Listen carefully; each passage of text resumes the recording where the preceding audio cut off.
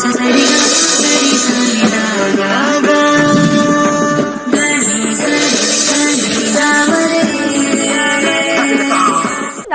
ನಾಡಿ ವಿಶೇಷ ನೇರ ಪ್ರಸಾರ ಕಾರ್ಯಕ್ರಮಕ್ಕೆ ಸ್ವಾಗತ. ನಾನು ಧನುಶ್ರೀ.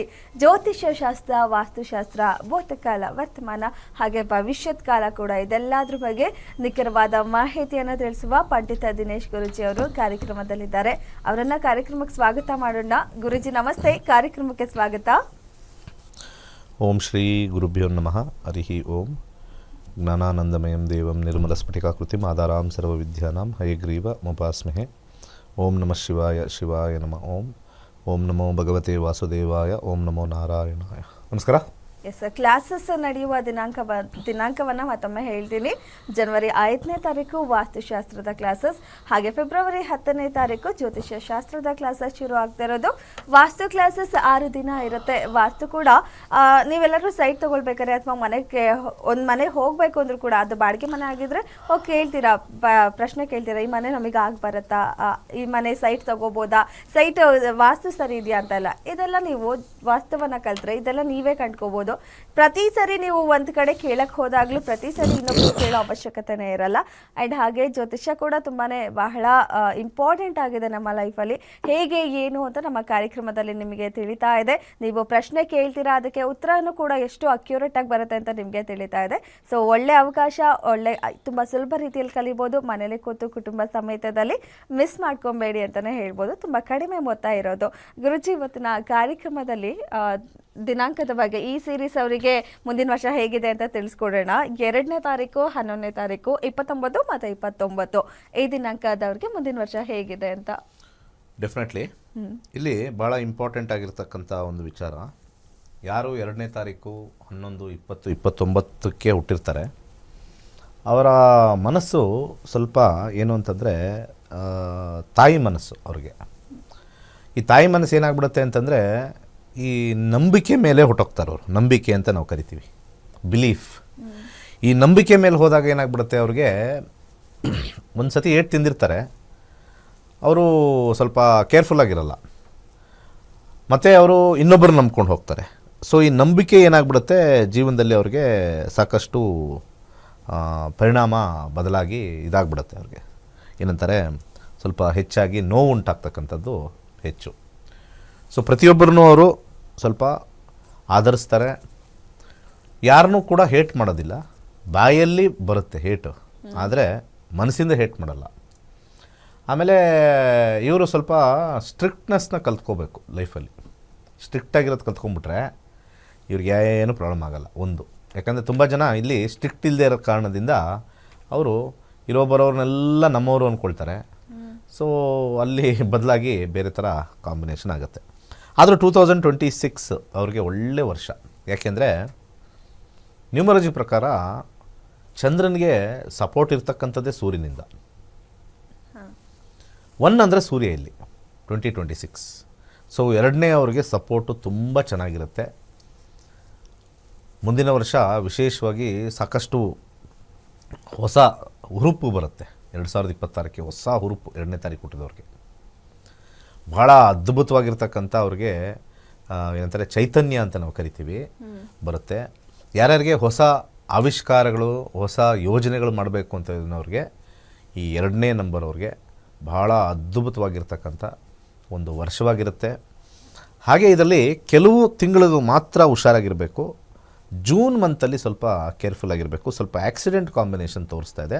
ಅದು ಸಾಧಾರಣವಾಗಿ, ಹೆಚ್ಚಿಗೆ ಇಲ್ಲ. ಯಾಕಂದರೆ ವರ್ಷ ಚೆನ್ನಾಗಿದೆ ಅಂದಮೇಲೆ ನಾವು ಅದಕ್ಕೆ ನೆಗೆಟಿವ್ ಬರೋದಿಲ್ಲ. ಅಲ್ಲಿ ಚೆನ್ನಾಗಿಲ್ಲ ಅಂದಾಗ ಏನೇನು ಚೆನ್ನಾಗಿಲ್ಲ ಅಂತ ನೋಡ್ಬೋದು.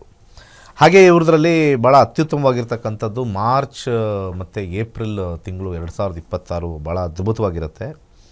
ಹಾಗೆ ಸ್ವಲ್ಪ ಜೂನ್ ಜುಲೈಯಲ್ಲಿ ಒಂದು ಸ್ವಲ್ಪ ಒಂದು ಸಣ್ಣ ಆಕ್ಸಿಡೆಂಟು ಅಥವಾ ಒಂದು ಸಣ್ಣ ಏಟ್ ತಿಂತಕ್ಕಂಥ ಅಥವಾ ಒಂದು ಕಾಯಿಲೆ ವಿಚಾರದಲ್ಲಿ ಏನೋ ಒಂದು ಸ್ವಲ್ಪ ಸಫರಿಂಗ್ ಟು ದಿ ಹೆಲ್ತ್ ಅಂತ ನಾವು ಕರಿತೀವಿ ಅದನ್ನು.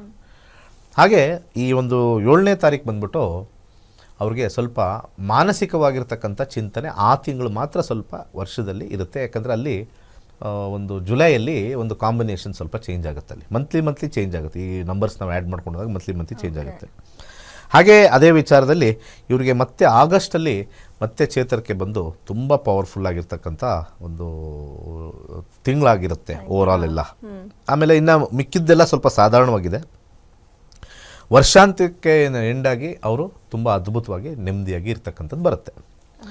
ಇವ್ರು ಏನು ಮಾಡ್ಬೋದು ಅಂತಂದರೆ, ಈ 8ನೇ ತಾರೀಕು ಜನವರಿ 8ನೇ ತಾರೀಕು ಶನಿವಾರ ಬರ್ತದೆ, ಹುಣ್ಣಿಮೆ ಇರ್ತಕ್ಕಂಥದ್ದು. ಹುಣ್ಣಿಮೆಯ ದಿವಸ ಬೆಳಿಗ್ಗೆ ಈ ಸ್ಕ್ರೀನ್ ಮೇಲೆ ಕೊಟ್ಟಿರ್ತಕ್ಕಂಥ ಯಂತ್ರವನ್ನು ಒಂದು ಹಾಳೆಯಲ್ಲಿ ಬ್ಲೂ ಕಲರ್ ಇಂಕಲ್ಲಿ ಬರಿಬೇಕು. ಬ್ಲೂ ಕಲರ್ ಇಲ್ಲಿ ಭಾಳ ಇಂಪಾರ್ಟೆಂಟ್ ಆಗಿರ್ತಕ್ಕಂಥದ್ದು ನಂಬರ್ 1 ಇಲ್ಲ, 2ರಿಂದ ಶುರುವಾಗಿದೆ. 2 ಇದೆ, 3 ಇದೆ, 4 ಇದೆ, 5 ಇದೆ, 6 ಇದೆ, 7 ಇದೆ, 8 ಇದೆ, 9 ಇದೆ, 10 ಇದೆ. ಇದು ವಿಶೇಷ ಏನು ಅಂತಂದರೆ, ಹೇಗೆ ಟೋಟಲ್ ಮಾಡಿದ್ರೂ ಕೂಡ 18 ಬರುತ್ತೆ. ಅಂದರೆ 2ರಿಗೆ ಬಲ 18, 18 ಅಂದರೆ ಈ ಶನಿಯ ಒಂದು ಟೆಂಪರ್ಮೆಂಟು, ಸಮಾಧಾನ, ಸೂರ್ಯನ ಒಂದು ಶಾಖ ಇವ್ರಿಗೆ ಬರಬೇಕು. ಯಾಕಂದರೆ 2 ಸ್ವಲ್ಪ ವೀಕು. ತುಂಬ ಜನ ಆಟ ಆಡಿಸ್ಬಿಡ್ತಾರೆ 2ನೇ ತಾರೀಕು ಹುಟ್ಟಿರೋರಿಗೆ, ನೋಡಿದ್ದೀನಿ ನಾನು. 2ನೇ ತಾರೀಕು ಸೀರೀಸಲ್ಲಿ ಹುಟ್ಟಿರೋರಿಗೆ ಬರೀ ಆಟ ಆಡಿಸೋದೇ ಜಾಸ್ತಿ ಅವ್ರಿಗೆ. ಬಟ್ ಆದರೆ ಅವರು ಎಷ್ಟು ಅವ್ರಿಗೆ ಆಟ ಆಡಿಸ್ತಾರೋ ಶಿವನ ಆಶೀರ್ವಾದ ಇರುತ್ತೆ ಅವ್ರಿಗೆ ಯಾವಾಗಲೂ. ಯಾಕಂದರೆ 2ನೇ ತಾರೀಕು ಚಂದ್ರ, ಅದಕ್ಕೆ ಚಂದ್ರನ ಶಿವನ ಮೇಲೆ ಕೂರಿಸ್ಕೊಂಡ್ಬಿಟ್ಟಿದೆ, ಅರ್ಧ ಚಂದ್ರಾಕಾರ. ಸೊ ಶಿವನ ಆಶೀರ್ವಾದ. ಸೊ ನೀವು 1ರಿಂದ 9 ನಂಬರು ಯಾರಿಗೆ ಬೇಕಾದ್ರೂ ಬೈರಿ, ತಾಯಿಗೆ ಬೈಬಾರ್ದು ಅಲ್ವಾ?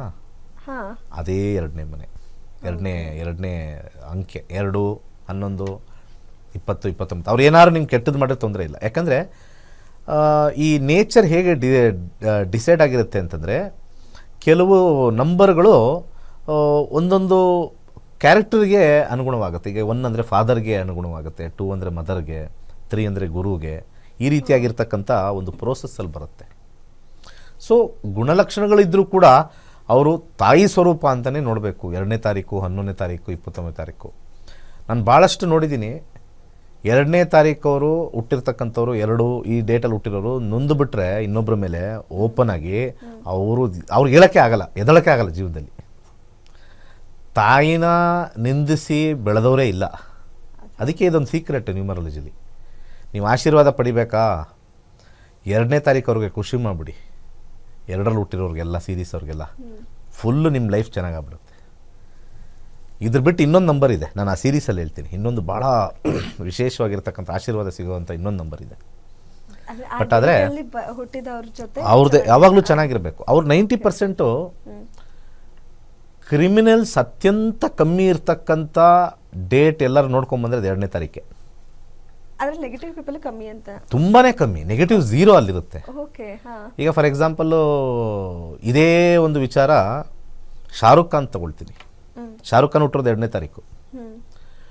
ಅವ್ರು ಯಾರ್ಯಾರು ಅವ್ರ ಪ್ರೊಡ್ಯೂಸರ್ಸು ಅವ್ರು ನಂಬ್ತಾರೆ, ಕೋಟ್ಯಾಧೀಶರಾಗ್ಬಿಟ್ಟಿದ್ದಾರೆ. ಜಸ್ಟ್ ನಂಬಿದ್ರೆ ಸಾಕು.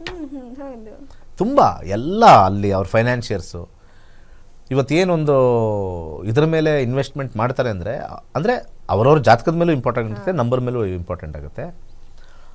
ಅವ್ರು ಏನಾದ್ರು ಸ್ವಲ್ಪ ಪ್ರಾಬ್ಲಮ್ ಅಂತ ಹೇಳ್ಬಿಟ್ಟು ಇದು ಮಾಡ್ಕೊಂಬಿಟ್ರೆ ಅವ್ರಿಗೆ ಅಲ್ಲಿ ಫ್ಲಾಪ್, ಅವನು ಆಪೋಸಿಟ್ ಇರೋಲ್ಲ ಫ್ಲಾಪ್ ಆಗಿರ್ತಾನೆ. ಅವ್ರೇನು ಮಾಡೋದೇ ಬೇಡ.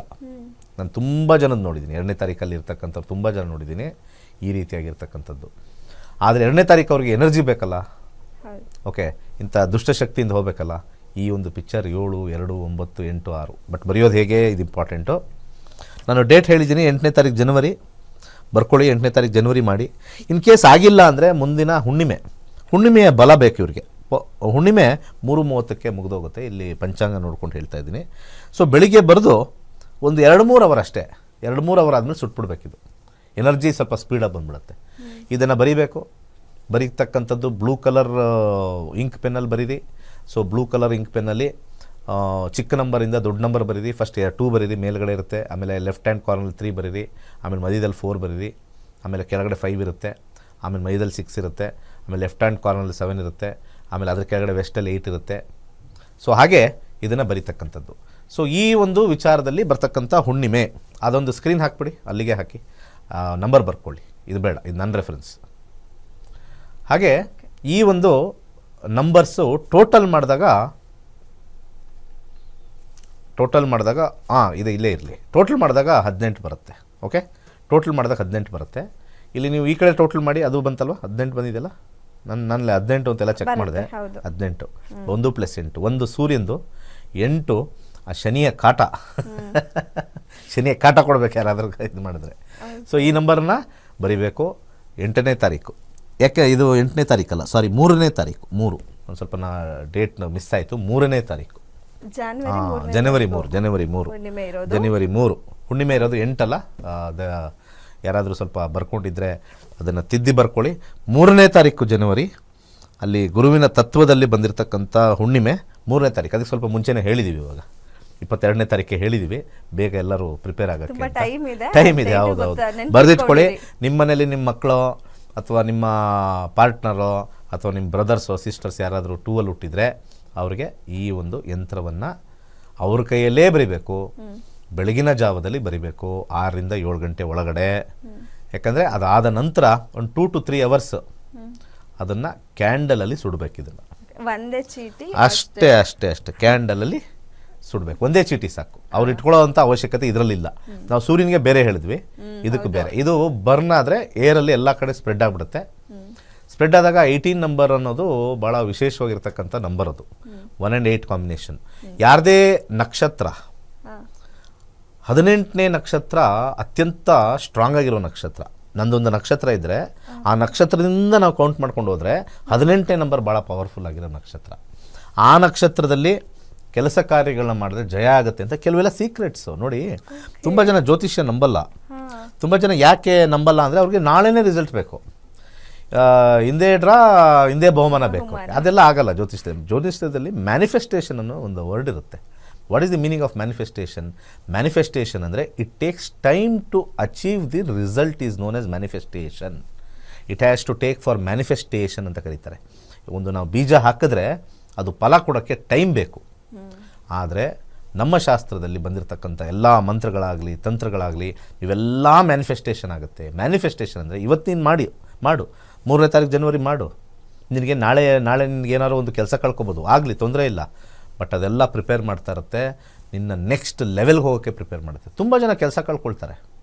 ತುಂಬ ಜನ ನೋಡಿದ್ದೀನಿ ಕೆಲಸ ಕಳ್ಕೊಳ್ತಾರೆ. ಕೆಲಸ ಕಳ್ಕೊಂಡಾಗ ನಾನು ತುಂಬ ಜನ ನೋಡಿದ್ದೀನಿ, ತುಂಬ ಒದ್ದಾಡ್ತಾ ಇರ್ತಾರೆ. ನೆಕ್ಸ್ಟ್ ಏನಾದ್ರು ಬಿಸ್ನೆಸ್ಗೋ ಅಥವಾ ನೆಕ್ಸ್ಟ್ ಓನಾಗಿ ಮಾಡೋಕ್ಕೋ ಪ್ರಿಪೇರ್ ಮಾಡ್ತಾ ಇರುತ್ತದು. ಸೊ ಅದಕ್ಕೆ ಲೈಫಲ್ಲಿ ನಾವು ಏನು ಬಂದರೂ ಕೂಡ we have to accept it. ಅದ್ರ ಜೊತೆಗೆ ಇನ್ನೊಂದು ಏನು ವಿಚಾರ ಒಂದು ಹೇಳ್ಬಿಡ್ತೀನಿ ಬ್ರೇಕ್ ಹೋಗೋಕ್ಕಿಂತ ಮುಂಚೆ. ಒಂದು ಇಂಪಾರ್ಟೆಂಟ್ ವಿಚಾರ, ಯಾರು ಈ ಥರ ಆಗಿರುತ್ತೆ ಅವ್ರು ಏನೋ ಒಂದು ಹೊಸ ಜೀವನಕ್ಕೆ ಕಾಲಿಟ್ಟಿರ್ತಾರೆ. ಆ ಜೀವನದಲ್ಲಿ ಅವನಿಗೆ 10 ರೂಪಾಯಿ ಸಿಗ್ತಾ ಇರುತ್ತೆ, ಹೊಸ ಜೀವನದಲ್ಲಿ 100 ರೂಪಾಯಿ ಸಿಗ್ತಾ ಇರುತ್ತೆ.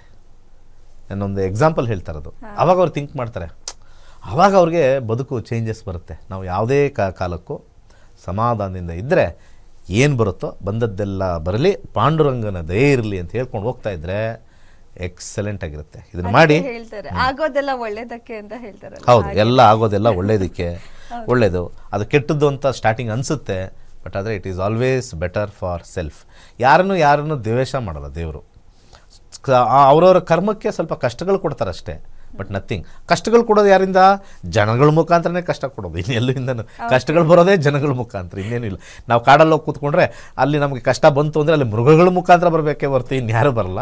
ಸೊ ಅಲ್ಲಿರೋ ಮೃಗಗಳು ಇಲ್ಲಿರ್ತವೆ, ಇಲ್ಲಿರೋ ಮೃಗಗಳು ನಮ್ಗೆ ಕಾಟ ಕೊಡ್ತವೆ ಅಷ್ಟೇ. ಸರಿ ಗುರುಜಿ, ಒಂದು ಬ್ರೇಕ್ ತಗೊಳ್ಳೋಣ. ಜ್ಯೋತಿಷ್ಯ ಶಾಸ್ತ್ರ ಹಾಗೂ ವಾಸ್ತುಶಾಸ್ತ್ರದ ಕ್ಲಾಸಸ್ಸಲ್ಲಿ ನೀವು ಯಾವೆಲ್ಲ ವಿಚಾರಗಳ ಬಗ್ಗೆ ತಿಳ್ಕೊಳ್ತೀರಾ ಅನ್ನೋದು ಈ ವಿಡಿಯೋದಲ್ಲಿದೆ, ನೋಡ್ಕೊಂಡು ಬನ್ನಿ. ಎಲ್ಲರಿಗೂ ನಮಸ್ಕಾರ.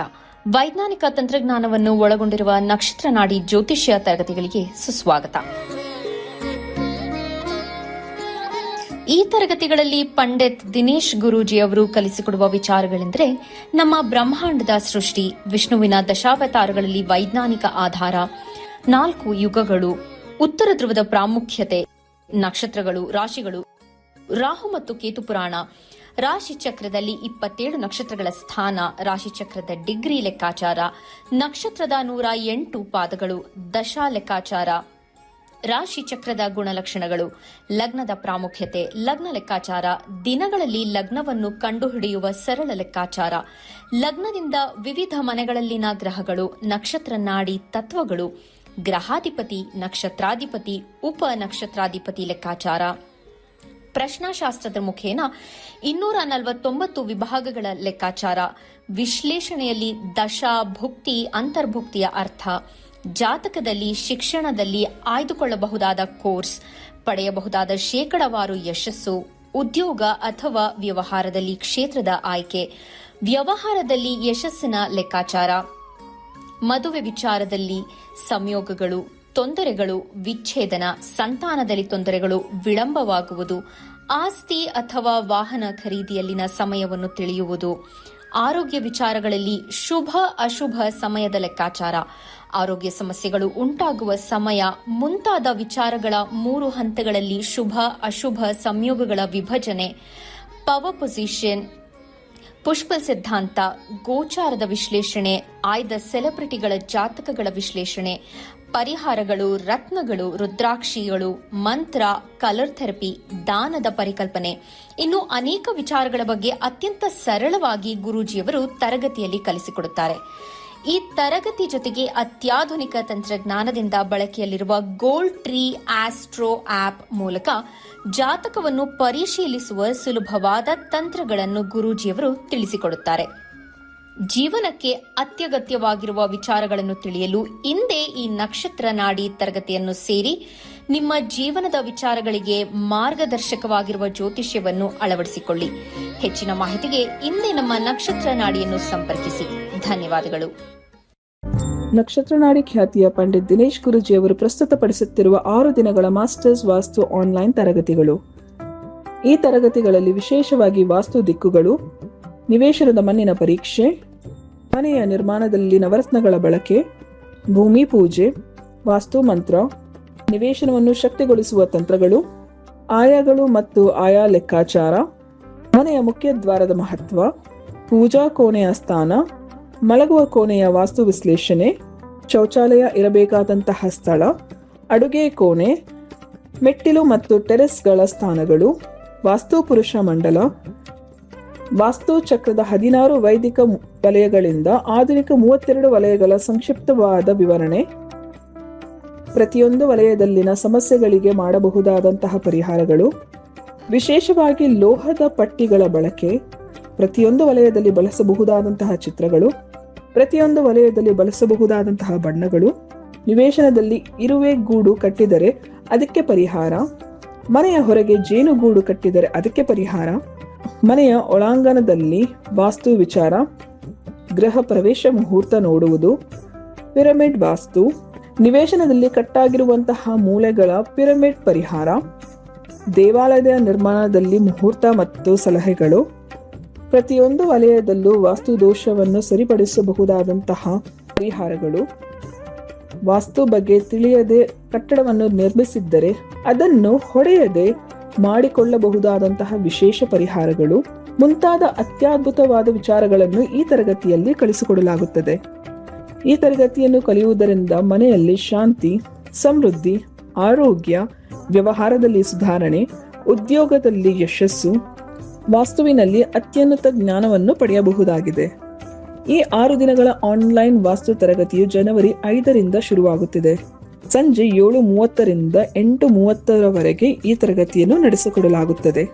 ಈ ವಾಸ್ತು ತರಗತಿಗೆ ಸೇರಿ ವಾಸ್ತುವಿನ ಬಗ್ಗೆ ನೀವು ಸಹ ಮಾಸ್ಟರ್ಸ್ ಆಗಿರಿ. ಹೆಚ್ಚಿನ ಮಾಹಿತಿಗಾಗಿ ಇಂದೇ ನಮ್ಮ ನಕ್ಷತ್ರ ನಾಡಿ ತಂಡವನ್ನು ಸಂಪರ್ಕಿಸಿ. ಧನ್ಯವಾದಗಳು. ಕಾರ್ಯಕ್ರಮಕ್ಕೆ ಮತ್ತೊಮ್ಮೆ ಸ್ವಾಗತ. ಇದುವರೆಗೂ ಗುರೂಜಿ ಅವರ ಹತ್ರ 65,000ಕ್ಕೂ ಹೆಚ್ಚು ವಿದ್ಯಾರ್ಥಿಗಳು ಜ್ಯೋತಿಷ್ಯವನ್ನು ಕಲಿತಿದ್ದಾರೆ. ಅವರಲ್ಲಿ ಒಬ್ಬರ ಅನಿಸಿಕೆ, ಅಭಿಪ್ರಾಯ ಇಲ್ಲಿದೆ. 85 ಬ್ಯಾಚಲ್ಲಿ ನಕ್ಷತ್ರ ನಾಡಿ ಸೇರಿಕೊಂಡೆ. ಅದರಲ್ಲಿ ಅಗ್ನಿಹೋತ್ರಿ ಮತ್ತು ಎಲ್ಲ ಕ್ಲಾಸು ಜಾಯಿನ್ ಆಗಿದ್ದೀನಿ. ಮತ್ತು ನಕ್ಷತ್ರ ನಾಡಿ ಕಲ್ತಿದ್ದಾದಮೇಲೆ ನಮಗೆ ಒಂದು ಧೈರ್ಯ, ಒಂದು ಇದೆಲ್ಲ ಒಂದು ಇದಾಗತ್ತೆ. ನಮಗೆ ಒಂದು ಜೀವನ ಅಂದರೆ ಏನು ಅಂತ ತಿಳ್ಕೊಳ್ಳೋ ಇದು ಬರುತ್ತೆ. ಗುರೂಜಿಯವರು ಎಲ್ಲರಿಗೂ ತುಂಬ ಚೆನ್ನಾಗಿ ಹೇಳ್ಕೊಡ್ತಾರೆ ಇದ್ರ ಬಗ್ಗೆ. ಬಟ್ ಇವಾಗ ಡೀಪ್ ಸೀಕ್ರೆಟ್ ಅಂತ ಹೇಳ್ಕೊಟ್ಟಿದ್ದಾರೆ. ಅದರಲ್ಲಿ ನಾವು ಇನ್ನೂ ಚೆನ್ನಾಗಿ ಇನ್ನೂ ಕಲಿಬೋದು. ಮತ್ತು ನಕ್ಷತ್ರ ನಾಡಿ ಪ್ರತಿಯೊಬ್ಬರು ಕಲಿತ್ರೆ ಮನೆಯಲ್ಲಿ ಪ್ರತಿಯೊಬ್ಬರಿಗೂ ಅವ್ರ ಜೀವನ ಏನು ಅಂತ ರೂಪಿಸ್ಕೊಳ್ಳೋದಕ್ಕೆ ಇದಾಗತ್ತೆ, ಒಳ್ಳೆಯದಾಗತ್ತೆ. ಮತ್ತು ನಕ್ಷತ್ರ ನಾಡಿನಲ್ಲಿ 65,000 ಜನ ಗುರೂಜಿಯವರು ಹೇಳ್ಕೊಟ್ಟಿದ್ದಾರೆ. ಅವರು ತಾಳ್ಮೆ, ಅವರಿಂದ ನಾವು ಕಲಿಬೇಕಾಗಿರೋ ಪ್ರತಿಯೊಂದು ವಿಷಯನೂ ಗುರೂಜಿಯವರು ಹೇಳ್ಕೊಡ್ತಾರೆ. ನಮ್ಮ ಜೀವನ ಅಂದರೆ ಏನು, ನಾವು ಹೆಂಗೆ ರೂಪಿಸ್ಕೊಳ್ಬೇಕು, ಜ್ಯೋತಿಷ್ಯ ಅಂದರೆ ಏನು, ಜ್ಯೋತಿಷ್ಯದಲ್ಲಿ ನಾವು ಯಾವ ಥರ ರೂಪಿಸ್ಕೊಳ್ಬೇಕು, ಬೇರೆಯವರು ಹೇಳ್ಕೊಡೋದಕ್ಕೂ ನಾವು ಇವಾಗ ಕಲಿತಾ ಇರೋ ಜ್ಯೋತಿಷ್ಯದ ನಕ್ಷತ್ರ ನಾಡಿನಲ್ಲಿ ತುಂಬಾ ನಮ್ಗೆ ಸಹಾಯ ಆಗುತ್ತೆ. ಜೀವನದಲ್ಲಿ ಪ್ರತಿಯೊಬ್ಬರು ನಕ್ಷತ್ರ ನಾಡಿನ ಕಲಿತು ಅವ್ರ ಮಾರ್ಗದರ್ಶನದಲ್ಲಿ, ದಿನೇಶ್ ಗುರೂಜಿಯವರ ಮಾರ್ಗದರ್ಶನದಲ್ಲಿ ಹೋಗಬೇಕು ಅಂತ ವಿನಂತಿ. ಓಕೆ ಗುರುಜಿ, ಒಬ್ರು ಕಾಲರ್ ಇದ್ದಾರೆ, ಮಾತಾಡೋಣ. ಹಲೋ ಹಲೋ ಹಲೋ, ಕೇಳಿಸ್ತಾ ಇದೆಯಾ? ಹಾ, ಕೇಳಿಸ್ತಾ ಇದೆ ಮೇಡಮ್. ಏನು ಹೆಸರು ಮೇಡಮ್? ಎಲ್ಲಿಂದ ಕರೆ ಮಾಡ್ತಾ ಇದ್ದೀರಾ? ಮೇಡಮ್, ನಾವು ಅರಕಲಗೋಡಿಯಿಂದ ಮಾಡ್ತಾ ಇರೋದು. ಸರಿ, ಯಾರ ಬಗ್ಗೆ ಕೇಳಬೇಕಿತ್ತು? ಅವ್ರ ಡೇಟ್ ಆಫ್ ಬರ್ತ್ ಹೇಳಿ. ಇಲ್ಲ, ಪ್ರಶ್ನೆ ಶಾಸ್ತ್ರ ಕೊಟ್ಟಿದ್ದು. ಸರಿ, 1ರಿಂದ 549 ಸಂಖ್ಯೆ ಹೇಳಿ. 9 ಮೇಡಮ್. ಏನು ಪ್ರಶ್ನೆ ಇದೆ ಕೇಳಿ ಮೇಡಮ್. ನಮಸ್ತೆ ಗುರುಜಿ. ನಮಸ್ಕಾರ, ಹೇಳಿ. ಗುರುಜಿ, ನಾವು ಒಂದು ಕಾರ್ ತಗೋಬೇಕು ಅನ್ಕೊಂಡಿದೀವಿ. ಅದು ಯಾವ ಕಲರ್ ತಗೊಂಡ್ರೆ ಸಕ್ಸಸ್ ಆಗುತ್ತೆ ಅಂತ ಹೇಳಿ. 4ನೇ ಮನೆ ವೆಹಿಕಲ್ ಬಗ್ಗೆ ಪ್ರಶ್ನಾಶಾಸ್ತ್ರ ಬರುತ್ತೆ. ಇಲ್ಲಿ ಶನಿಯ ಒಂದು ಟ್ರೀಯಲ್ಲಿರ್ತಕ್ಕಂಥದ್ದು, ಗುರುವಿನ ಒಂದು ಅಂಶ ಮತ್ತು ರಾಹು, ಈ ಮೂರನ್ನು ನಾವು ಮಿಕ್ಸ್ ಮಾಡಿ ನೋಡಿದಾಗ ಸಾಧಾರಣವಾಗಿ ಈ ಬ್ಲ್ಯಾಕ್ ಜೊತೆ ಮತ್ತು ರಾಹು ಬ್ರೌನ್ ಜೊತೆ ಇವೆರಡೂ ಕಾಂಬಿನೇಷನ್ ನೋಡಿದಾಗ ನಿಮಗೆ ಲಾಭವನ್ನು ಬರ್ತಕ್ಕಂಥದ್ದು ನಾವು ಓವರಾಲ್ ಗ್ರೇ ಅಂತ ನಾವು ಕರಿತೀವಿ. ಗ್ರೇ ಅಥವಾ ಸಿಲ್ವರ್ ಕಲರ್, ಅರ್ಥ ಆಯ್ತೇನಮ್ಮ? ಸಿಲ್ವರ್ ಕಲರ್ ತಗೊಳ್ಳಿ, ಒಳ್ಳೆಯದಾಗಲಿ. ಓಕೆ, ಧನ್ಯವಾದ ಮೇಡಮ್ ಕರೆ ಮಾಡಿದ್ದಕ್ಕೆ. ಮತ್ತೊಬ್ಬರು ಕಾಲರ್ ಇದ್ದಾರೆ. Hello hello. ಓಕೆ ಗುರುಜಿ, ಕರೆ ಕಟ್ಟಾಗಿದೆ. ಇಲ್ಲೇ ಗೊತ್ತಾಗುತ್ತೆ ಎಷ್ಟೆಲ್ಲ ವಿಚಾರದಲ್ಲಿ ಜ್ಯೋತಿಷ್ಯ ಇಂಪಾರ್ಟೆಂಟ್ ಆಗುತ್ತೆ ಅಂತ. ಜಸ್ಟ್ ಒಂದು ಮನೆಗೆ ಕಾರ್ ತಗೊಳ್ಳೋ ವಿಚಾರಕ್ಕಾಗಿರ್ಬೋದು, ಇಲ್ಲಿ ಎಲ್ಲ ನಾವು ಜ್ಯೋತಿಷ್ಯವನ್ನು ಕೇಳ್ತೀವಿ ಅಂದಮೇಲೆ ಸೊ ಈ ಥರ ಪ್ರಶ್ನೆ 100,000 ಬರುತ್ತೆ ಲೈಫ್ ಟೈಮ್ ಕಂಪ್ಲೀಟ್ ಕ್ಯಾಲ್ಕುಲೇಟ್ ಮಾಡಿದ್ರೆ. ಆ್ಯಂಡ್ ನಮ್ಮೊಬ್ಬರಿಗೆ ಅಲ್ಲ, ನಮ್ಮ ಜೊತೆಯಲ್ಲಿ ನಮ್ಮ ತಂದೆ ತಾಯಿ ಅಕ್ಕ ತಂಗಿ ಇವರೆಲ್ಲರ ವಿಚಾರ ಕಂಪೇರ್ ಮಾಡಿದ್ರೆ ಸಾಕಷ್ಟು ಪ್ರಶ್ನೆ ಬರುತ್ತೆ. ಆ ಎಲ್ಲ ಪ್ರಶ್ನೆಗೆ ಪ್ರತಿ ಬಾರಿ ಹೋಗಿ ನೀವು ಜ್ಯೋತಿಷ್ಯವನ್ನು ಕೇಳೋಕ್ಕಾಗಲ್ಲ, ಅಥವಾ ಇಲ್ಲಿ ಬಂದು ಕರೆ ಮಾಡಿ ಇಲ್ಲಿ ಕೇಳೋಕ್ಕಾಗಲ್ಲ. ನೀವೇ ಕಲ್ತ್ಕೊಂಡ್ರೆ ಇದೆಲ್ಲದ್ರ ಬಗ್ಗೆ ನೀವೇ ತಿಳ್ಕೊಬೋದಾಗಿದೆ. ನನ್ನ ಒಂದು ವಿಚಾರ ಹೇಳಕ್ಕೆ ಇಷ್ಟಪಡ್ತೀನಿ. ನಾನು ಇದುವರೆಗೂ ನನ್ನ ಅನುಭವದಲ್ಲಿ ನೋಡಿದಾಗ, ನಾನು ಜ್ಯೋತಿಷ್ಯ ಕಲ್ತಾಗ ನನಗೇನು ಅನಿಸ್ಲಿಲ್ಲ. ತುಂಬ ಜನ ನಾವು ಕರೆದಾಗ 10 ವರ್ಷದಿಂದ ಬಂದಿರತಕ್ಕಂಥ ಸಂಖ್ಯೆ ಭಾಳ ಕಮ್ಮಿನೇ. ಆದರೆ ಇದು ದೈವ ಪ್ರೇರಿತ ಅಂತ ನಾನು ಕರೆಯೋಕ್ಕೆ ಇಷ್ಟಪಡ್ತೀನಿ. ದೇವರು ಹಲವರನ್ನ ಚೂಸ್ ಮಾಡಿ ನನ್ನ ಒಂದು ಸಬ್ಜೆಕ್ಟ್ ಇದು, ದೇವರ ಸಬ್ಜೆಕ್ಟ್ ಇದು. ದೇವರ ಸಬ್ಜೆಕ್ಟನ್ನು ಒಬ್ಬರು ಯಾರು ಕಲಿಬೋದು ಅನ್ನೋದಕ್ಕೆ ಕೆಲವು ಸೆಲೆಕ್ಟ್ ಮಾಡಿ ಕಳಿಸ್ತಾರೆ. ಸಾವಿರಾರು ಜನ ನಾನು ಕರೆದಿದ್ದೀನಿ, ಸೇರ್ಕೊಂಡಿದ್ದೆ. ಅವ್ರಿಗೆ ಆ ಒಂದು ಗ್ರಹಗತಿಗಳು ಮತ್ತು ದೇವರೇ ಅವ್ರಿಗೆ ಬೇಡ ನೀನು ಅಂತ ಹೇಳಿ ದೂರ ಮಾಡಿಬಿಡುತ್ತೆ. ಆದರೂ ಕೂಡ ನಾವು ಕರೆದಾಗ ಗುರು ಕರಿತಾ ನೋಡೇ ಬಿಡೋಣ ಅಂತ ಬಂದವ್ರಿಗೆ ಮಾತ್ರ ಪರಿವರ್ತನೆ ಆಗಿದೆ. ನಾನು ಹೇಳೋದಿಷ್ಟೇ, ಯಾರ್ಯಾರು ವೀಕ್ಷಕರು ನೋಡ್ತಾ ಇದ್ದೀರಾ, ಪರಿವರ್ತನೆ ಮತ್ತು ಅದೃಷ್ಟ ಜ್ಯೋತಿಷ್ಯ ಕಲ್ತಾಗಿರುತ್ತೆ. ಇಲ್ಲಾಂದರೆ ಇಲ್ಲಿ ನೀವು ಯಾವುದೇ ಫೋಟೋ ನೋಡಿದ್ರೂ ಇಲ್ಲಿ ಯಾವ ಪುರೋಹಿತರು ಇಲ್ಲ. ಇಲ್ಲಿ ನೀವು ಎಲ್ಲಿಂದ ಎಲ್ಲೇ ನೋಡಿ, ಮಹಿಳೆಯರು, ಸಾಫ್ಟ್ವೇರ್ ಉದ್ಯಮಿ, ಟೀಚರ್ಗಳು, ಇಂಥವರೇ ನೀವು ಯಾವ ಸ್ಕ್ರೀನ್ ನೋಡಿದ್ರೂ ಕೂಡ ಅವ್ರು ಕಾಣಿಸುತ್ತೆ. ಅವ್ರು ಬಂದಿಲ್ಲ ಅಂತಲ್ಲ, ಬಂದಿದ್ದಾರೆ, ಬಟ್ ಅವರ ಲೆಕ್ಕ ಭಾಳ ಕಮ್ಮಿ, ಇಷ್ಟೇ ಸಣ್ಣದು. 100 ಜನ ಬಂದರೆ 5 ಜನ ಇರ್ಬೋದು ಅಷ್ಟೇ, ಅದ್ರ ಮೇಲಿಲ್ಲ. 5 ಅಲ್ಲ, 2 ಜನ, 2 ತೊಗೊಳ್ತೀನಿ ನಾನು. 2 ಮಾತ್ರ ಪುರೋಹಿತರು ಬಂದಿದ್ದಾರೆ. ಅವ್ರು ಜ್ಯೋತಿಷ್ಯ ಕಲಿದೇ ಇರೋರು ಎಷ್ಟೊಂದು ಜನ ಇದ್ದಾರೆ. ಪುರೋಹಿತರು ಯಾರು ಕಲ್ತಿಲ್ಲ ಜ್ಯೋತಿಷ್ಯ, ಬರ್ಕೊಡ್ತೀನಿ ನಾನು, ಅವ್ರಿಗೆ ಎಕ್ಸಾಮ್ ಇಡ್ತೀನಿ, ಬನ್ನಿ ಚಾಲೆಂಜ್ ಮಾಡಿದ್ರೆ. ಪುರೋಹಿತರು ಅರ್ಚಕತನ ಅದೆಲ್ಲ ಸೂಪರಾಗಿ ಮಾಡ್ತಾರೆ. ದೇವರ ವಿಚಾರದಲ್ಲಿ ನಾನು ಅದಕ್ಕೆ ಕೈ ಮುಗಿತೀನಿ, ಒಳ್ಳೆ ನಮ್ಮ ಹಿಂದೂ ಧರ್ಮನ ಕಾಪಾಡ್ತಾ ಇದ್ದಾರೆ. ಆದರೆ ಜ್ಯೋತಿಷ್ಯ ಶಾಸ್ತ್ರದಲ್ಲಿ ಹಿಂದೆ ಇದ್ದಾರೆ. ಜ್ಯೋತಿಷ್ಯ ಶಾಸ್ತ್ರದಲ್ಲಿ ಮುಂದೆ ಇರಬೇಕಾಗಿರೋರೇ ಅರ್ಚಕರು. ಅವ್ರು ಕಲೀಲೇಬೇಕು, ನಾವೇನು ಹೇಳೋಕ್ಕಾಗಲ್ಲ. ಕಲಿತ್ರೆ ಕಲೀಲಿ ಚೆನ್ನಾಗಿ, ಕರೆಕ್ಟಾಗಿ ದಶಾಭುಕ್ತಿ ಮೇಲೆ ಹೇಳಿದ್ರೆ ಸಾಕು. ಯಾರು ದಶಾಭುಕ್ತಿ ಮೇಲೆ ನಾನು ವಿವರಣೆ ಕೊಡ್ತಾ ಇದ್ದೀನಿ ಅನ್ನೋರಿಗೆ ಅವರು ನಂಬರ್ 1 ಅಸ್ಟ್ರಾಲಜರ್. ಒಳ್ಳೆದಾಗಲಿ. ಓಕೆ, ಧನ್ಯವಾದ ಗುರುಜಿ. ಸರ್ವೇ ಜನ ಸುಖಿನೋ ಭವಂತು. ಇದಾಗಿತ್ತು ಇವತ್ತಿನ ನಕ್ಷತ್ರ ನಾಡಿ ವಿಶೇಷ ನೇರ ಪ್ರಸಾರ ಕಾರ್ಯಕ್ರಮ. ನೋಡ್ತಾ ಇರಿ ಗ್ಯಾರಂಟಿ ನ್ಯೂಸ್, ಸುದ್ದಿ ಖಚಿತ, ನ್ಯಾಯ ನಿಶ್ಚಿತ.